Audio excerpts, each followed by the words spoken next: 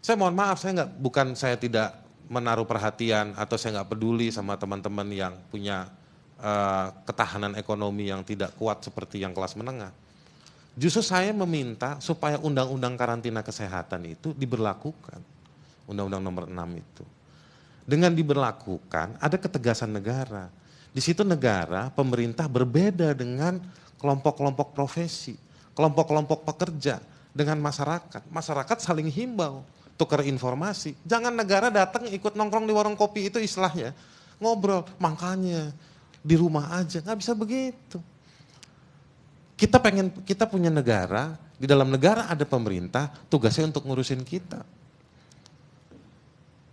Bahwa orang berdebat definisi pemerintah apa, kualitasnya seperti apa, hari ini kita udah nggak ada ruang berdebat. Waktu kita berdebat, virus bekerja. Jadi saya mau bilang bahwa gunakan undang-undang tersebut, yang tanda tangan Pak Joko Widodo. Bukan Susilo Bambang Yudhoyono, bukan Megawati, bukan Abdurrahman Wahid, bukan Habibie, bukan Soeharto, bukan Soekarno. Yang bikin undang-undang itu namanya Joko Widodo. Nah, saya melihat pemerintah pusat tidak mau lockdown karena pemerintah pusat mau menghindar dari tanggung jawab untuk ngurusin warganya yang minta. Kalau 2 minggu disuruh diem di rumah, kirimin berasnya. Ibu ini nggak minta kopinya dibeli. Umurnya 70 tahun. Harusnya dia menikmati hidup.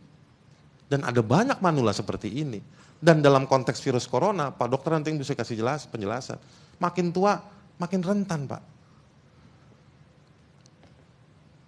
Dari sisi data, saya bukan orang kedokteran, tapi saya baca data.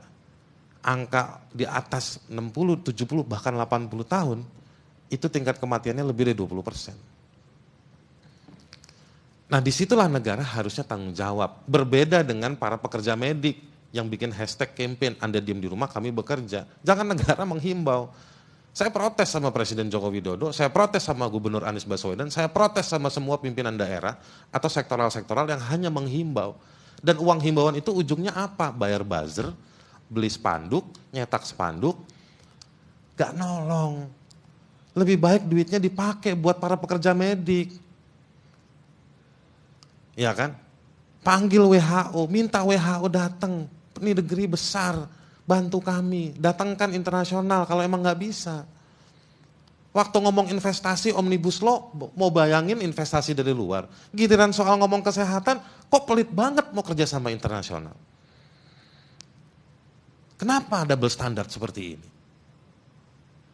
Ini saat yang tepat Joko Widodo ngurusin rakyatnya. Nenek-nenek umur 70 tahun masih dagang kopi. Anak muda seperti ini putus kuliah, mau ngojek, mau cari duit, nggak minta duit, dia udah bilang tadi. Cuman kalau mau ditutup, namanya lockdown, apa-apa down, terserah. Yang penting jamin. Tadi saya diskusi sama dia, saya terbuka, saya bilang saya nggak setuju sama konsep Anda, karena Anda juga harus mikirin anak Anda ke depan. Kita nggak mau anak muda seperti abang kita ini kena virus, mengganggu keutuhan keluarga batihnya. Dia juga harus mikirin keutuhan keluarganya, bukan dalam konteks kesehatan esok hari karena makan, tetapi juga dalam jangka panjang. Jadi, dan ini aneh, nggak mau lockdown, tetapi polisi muter kemana-mana, bubarin orang. Ya kan? Terus standar nggak ideal, tetapi tadi masuk ke hotel sini diperiksa, di mana-mana sekarang diperiksa. Yang mana menurut saya bagus. Dalam konteks hak asasi manusia, ini kesempatan negara untuk menunjukkan bahwa negara bertanggung jawab untuk menjaga kesehatan yang lebih besar. Virus supaya nggak meluas. Dan di situ negara harus melakukan fungsi perlindungan, membatasi orang. Kalau orang dibatasi, tapi keutuhannya, kemampuannya harus dijamin. Pangannya, logistiknya, termasuk orang-orang yang bekerja, harus istirahatnya. Pekerja medik harus dijamin ke istirahatnya. Orang yang kerja misalnya di PLN harus dijamin transportasinya, kesehatannya, jam istirahatnya dalam situasi seperti ini. Jadi memang ada orang-orang tertentu yang harus dilindungi oleh negara dan itu tugasnya negara. Kita nggak bisa nyerahkan kepada institusi tertentu untuk membangun perlindungan sendiri, nggak bisa. Nah, di mana-mana sudah sebetulnya terjadi praktek lockdown. Tapi karena negara nggak pernah muncul, akhirnya yang didorong polisi. Sekarang polisi saya mau tanya, apa dasar hukumnya? Palingan pakai undang-undang darurat. Atau beberapa undang-undang lain. Tapi saya cuma mau bilang, yang paling relevan adalah negara memutuskan karantina. Menetapkan di mana mereka harus melakukan karantina dan bertanggung jawab melakukan apa.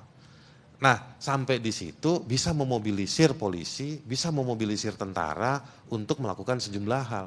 Polisi udah bener hari-hari ini melakukan himbauan, nyuruh orang dan lain-lain. Tetapi alangkah lebih baiknya kalau kapasitas itu muncul lewat kepemimpinan nasional untuk mengatakan kita karantina, gak usah pakai bahasa lockdown. Benar Pak Doni bilang, Ketua BNPB, tidak dikenal istilah lockdown, yang dikenal istilah karantina. Nyatakan karantina, ini udah wabah sesuai dengan undang-undang tersebut, lalu ditentukan lokasi-lokasi mana. Orang-orang yang kena dampak bukan hanya dapat relaksasi pajak, bukan hanya dapat bantuan-bantuan keringanan, bukan nggak boleh didatangin sama debt collector saja, tetapi orang yang besok mau makannya masih bingung, harus diputuskan distribusinya bagaimana. Yang bisa melakukan itu, mobilisir itu adalah negara, pemerintah. Dan ada di tangan presiden. Inilah, kalau peristilahan buah-buahan, inilah masa-masa ranumnya presiden untuk metik hasil dia sebagai presiden. Bener nggak?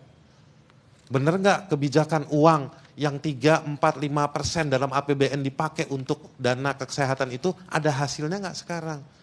Tanya Kementerian Pertahanan, mana bentuk kontribusi untuk sistem pertahanan kita dalam situasi seperti ini? Tanya ke kementerian-kementerian lain, Menteri Sosial, Menteri Perindustrian, apa yang bisa kita lakukan dalam situasi seperti ini?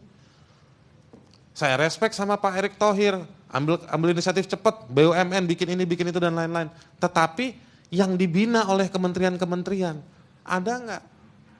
Siap nggak? Nggak ada. Gegap gempitanya akhirnya berubah. Dari menganggap remeh virus, semua sekarang muncul mau ngambil peran memberantas virus, menangani warga, semuanya pakai masker di mana-mana. Sampai si Menteri Kesehatan. Yang dulu pakai teori jahe sama kunyit, sekarang pakai teori masker.